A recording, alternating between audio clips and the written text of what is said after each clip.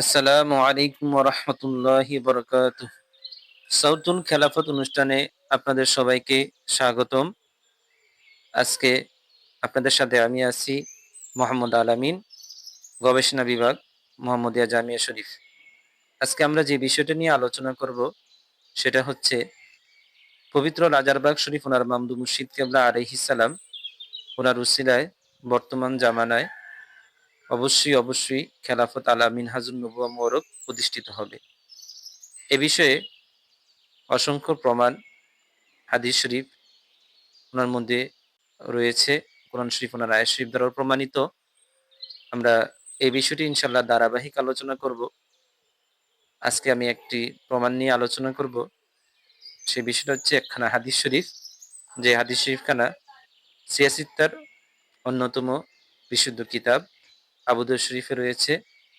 এছাড়া হাদিস শরীফখানা মুসনাদে আহমদ, মুসনাদে আবি ইয়ালা, আল মুজামুল কাবির, আল মুজামুল আওসাদ, মুসান্নাফ ইবনে আবি সাহেবা, সহিহ ইবনে হিব্বান, মুসান্নাফে আব্দুর রাজ্জাক, আহকামুশ শরিয়া, মাজমাউজ জাওয়াইদ, as-সুনানুল ওয়ারিদা ফিল ফিতান, মুসনাদ ইসহাক, আকবরুল মাহাদি ইস-সুয়ুতি, জামিউল আহাদিস ইস-সুয়ুতি, জামুল জাওয়ামি, আল ফাথুল কাবির, আল হাওয়ি, আত-তাজকিরা, জামিউল উসুল, কানজুল উম্মাল, সুবুল হুদা ওয়ার রশাদ, আন-নিহায়া, মুখতাসারুত তারিখি দিমাশক, আল মুকাদ্দিমা, আস-সাওয়াইকুল মুহরিকা, আদ-দুরুল মানসুর, তাফসিরে মাযহারি, মেশকাত শরীফ সহ আরো অনেক কিতাবে। হাদিস শরীফখানা হচ্ছেন আন হযরত উম্মুল মুমিনিন আস-সাদিসা সাইয়্যিদাতিনা হযরত উম্মে সালামাতা আলাইহাস সালাম قالت قال رسول الله صلى الله عليه وسلم يكون اختلاف عند موت خليفة فيخرج رجل من أهل المدينة هاربا إلى مكة فيأتيه ناس من أهل مكة فيخرجونه وهو كاره فيبايعونه بين الركن والمقام। উম্মুল মুমিনিন আস-সাদিসা সাইয়্যিদাতুনা হযরত উম্মে সালামা আলাইহাস সালাম ওনার থেকে বর্ণিত, তিনি বলেন, নূরে মুজাসসাম হাবিবুল্লাহ হুজুর পাক সাল্লাল্লাহু আলাইহি ওয়াসাল্লাম তিনি ইরশাদ মোবারক করেন, ইয়াকুনু ইখতিলাফুন ইনদা মাউতি খলিফা, শেষ জামানায় একজন খলিফা ওনার বেসার শরীফের সময় নেতৃস্থানীয় লোকদের মধ্যে আরেকজন খলিফা মনোনীত করার ব্যাপারে ইখতিলাফ বা মতবিরোধ দেখা দেবে। ফায়াখরুজু রজুলুম মিন আহলিল মাদিনাতি, তখন ইমাম মাহাদি আলাইহিস সালাম তিনি কিন্তু মদিনা শরীফে অবস্থান করতে থাকবেন।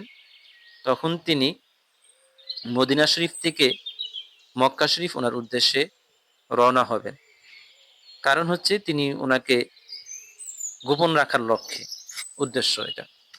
ফায়াতিহি নাসুম মিন আহলি মাক্কাতা ফায়ুখরিজুনাহু, এই সময় মক্কা শরীফ ওনার অধিবাসী ওনারা ইমাম মাহাদি আলাইহিস সালাম ওনাকে খুঁজে বের করবেন।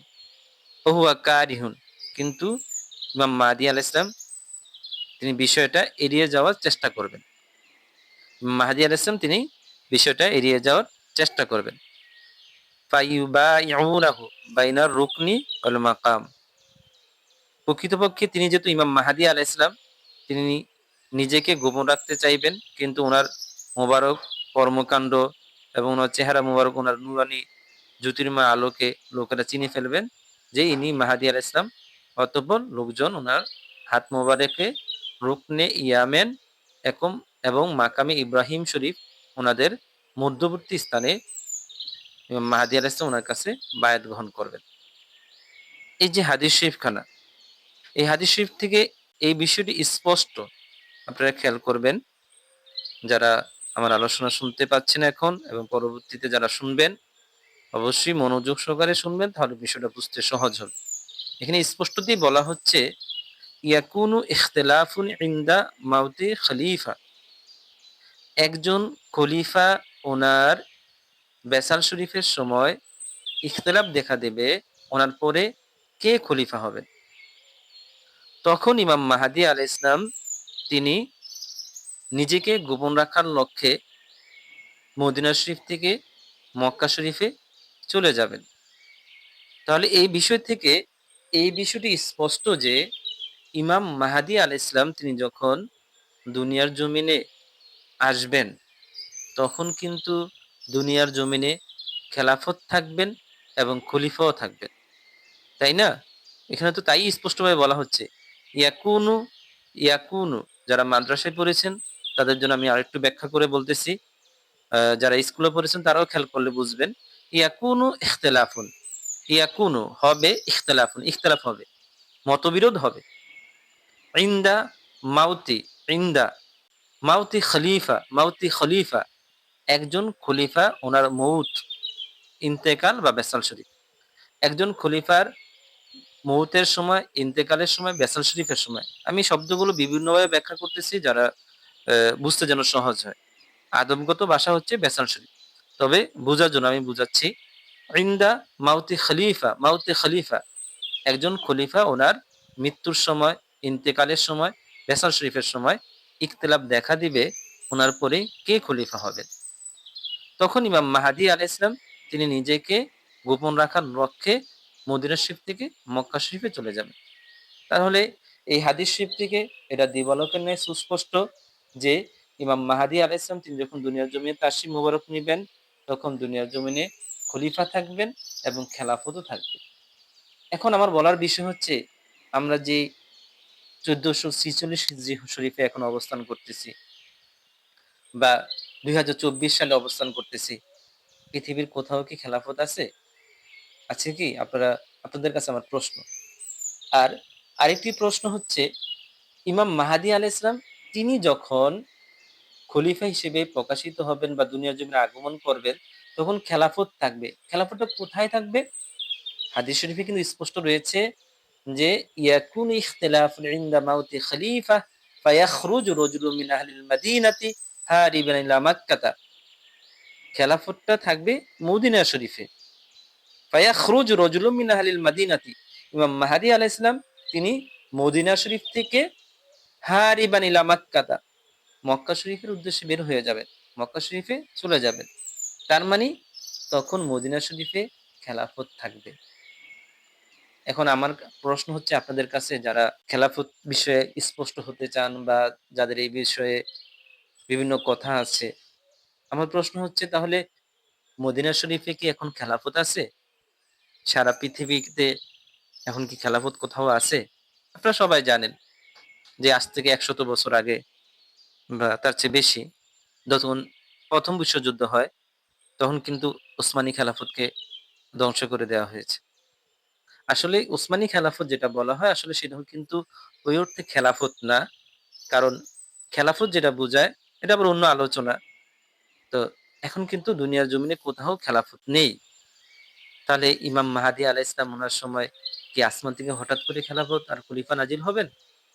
তার মানে ইমাম মাহাদী আলাইহিস সালাম তিনি দুনিয়ার জমিনে আগমন নেওয়ার অনেক পূর্বেই দুনিয়ার জমিনে খেলাফত প্রতিষ্ঠিত হবে। একজন খলিফা তিনি খেলাফত প্রতিষ্ঠা করবেন এবং ওনার প্রতিষ্ঠিত সেই খেলাফত বংশানুক্রমে বা ধারাবাহিকভাবে ইমাম মাহাদী আলাইহিস সালাম ওর পর্যন্ত যেয়ে পৌঁছবে, ওনার সময় পর্যন্ত যেয়ে পৌঁছবে এবং সেই খেলাফত তখন মদিনা শরীফে কেন্দ্র থাকবে মদিনা শরীফে। তখন একজন খলিফা ওনার ইন্তেকালের সময় ইখতিলাফ দেখা দিবে ওনার পরে কে খলিফা হবেন। তখন ইমাম মাহদী আলাইহিস সালাম তিনি মদিনা শরীফ থেকে মক্কা শরীফের উদ্দেশ্যে রওনা হবেন। তারপর মক্কা শরীফে ওনার কাছে লোকজন বায়াত হবে।